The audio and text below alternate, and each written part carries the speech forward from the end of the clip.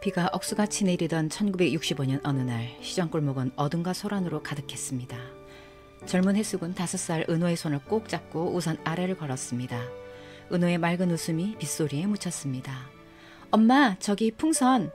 은호가 색색의 풍선을 가리키며 까르르 웃었습니다. 해숙은 미소를 지으며 대답했습니다. 그래, 우리 은호 눈엔 다 예쁘지?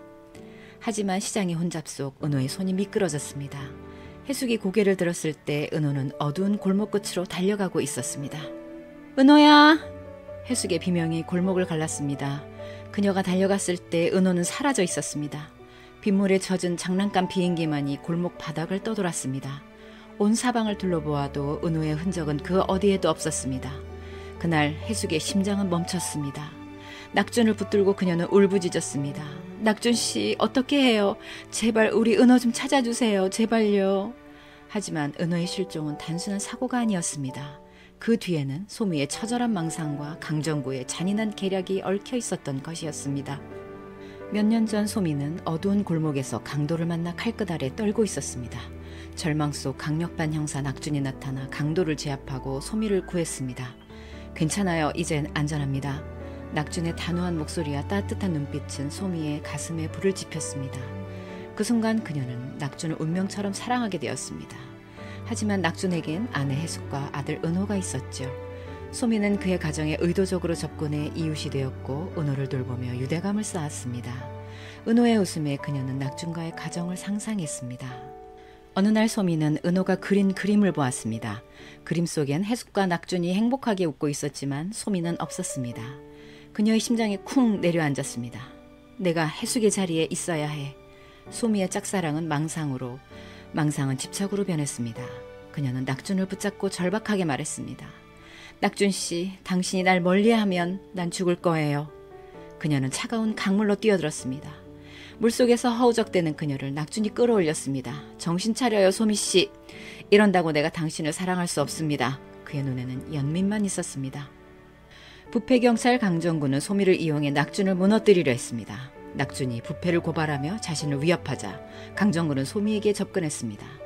낙준을 붙잡으려면 은호를 데려와. 소미는 망설였습니다. 그녀는 은호를 낙준의 아들로 사랑했지만 해숙의 자리를 차지하려는 망상에 사로잡혔던 것입니다. 은호를 데려가면 낙준 씨가 날 사랑하게 될 거야. 내가 은호 엄마야. 그녀는 은호를 강정구에게 데려다 주었습니다. 은호가 겁에 질려 엄마를 외쳤지만 강정구는 순식간에 아이를 데리고 사라졌습니다. 소미가 정신을 차리고 뒤를 돌아다 보았을 때 은호는 이미 없었습니다. 그녀는 비명을 지르며 주저앉았습니다. 이건 아니야. 은호를 돌려줘. 소미의 집착은 그녀를 파괴로 이끌었습니다. 강정구는 은호를 교회로 위장한 불법 입양단체에 숨겼습니다. 그는 낙준이 아이를 찾아 헤매며 사방을 쫓아다니자 낙준에게 도움을 주는 척 불법 입양단체 목록을 건네며 여기서 찾을 수 있을 거야 라고 거짓말을 했습니다. 하지만 강정구 자신이 범죄를 저지른 장본인이었습니다. 한편 은호는 어두운 방에서 제대로 된 보살핌을 받지 못했습니다. 그는 벽에 엄마를 그리며 속삭였습니다. 엄마, 날 찾아줘. 그의 작은 몸은 점점 쇠약해졌고 추위와 배고픔으로 끝내 숨을 거두고 말았습니다. 강정구의 계략은 가해온 은호의 생명을 앗아간 것이었습니다. 강정구는 또한 낙준을 제거하려 사고를 위장했습니다. 부패 세력을 사주하여 트럭이 낙준을 들이받았고 그는 병원에 실려갔습니다. 결과는 낙준의 하반신 마비. 해숙은 다시 한번 절망했습니다. 본인 때문에 낙준이 사고를 당했다는 생각에 죄책감과 미안함으로 낙준을 위해 일생을 바쳐야겠다고 다짐했습니다. 아이를 잃고 절망에 갇혀 시름시름 앓던 해숙은 사고를 당한 낙준을 지키고자 다시 일어설 수밖에 없었습니다. 나 때문에 망가진 낙준을 두고 내가 먼저 갈 수는 없지. 그녀는 잃어버린 아이를 생각할 겨를도 없이 그날의 기억을 마음 깊숙이 묻어버리고 끝도 없을 긴 간병 생활을 담담히 감당해 나갔던 것입니다. 소미는 강정구를 찾아가 은호를 살려내! 라며 절규했지만 그는 차갑게 비웃었습니다. 소미의 계속된 고발과 신고로 강정구는 경찰직을 잃었고 소미는 절망과 자책감을 견디지 못하고 스스로 생을 마감하고야 말았습니다. 천국지원센터, 은은한 빛이 흐르는 공간, 은호의 영혼은 잠시 이곳에 머물렀습니다. 그는 센터장님의 배려로 천국교화소에서 목사로 시간을 보낼 수 있었고 성도 해숙을 만나 이승에서 못다한 사랑을 받으며 마음을 치유했습니다. 그토록 그립던 엄마의 사랑을 느꼈고 그의 기도에 응답을 받았습니다. 그의 손에 쥔 낡은 기도서에서 용서라는 단어가 붉게 빛났습니다. 고통은 우리를 갈라놓았지만 진실은 우리를 다시 묶어주었습니다. 은호는 나지막이 중얼거렸습니다. 엄마는 나를 잃었고 나는 엄마를 잃었지. 그 뒤엔 소미의 망상과 강정구의 악이 있었고. 천국의 빛나는 정원에서 해숙과 은호가 마주섰습니다. 마침내 아들의 기억을 되찾은 해숙의 얼굴은 죄책감으로 얼룩져 있었습니다. 은호야, 그녀의 목소리가 떨렸습니다. 널 잃은 날 내 삶도 멈췄어. 은호는 부드럽게 미소 지었습니다. 엄마, 그날은 우리만의 비극이 아니었어요. 소미가 낙준을 사랑하며 망상에 빠졌고 강정구가 그걸 이용해 내 생명을 앗아갔죠. 하지만 우린 이렇게 천국에서 다시 만났잖아요. 교화소에서 엄마와 보낸 시간이 저는 제일 행복했어요. 본인들이 저지른 죄에 대해서는 한치의 오차도 없이 심판을 받겠지요.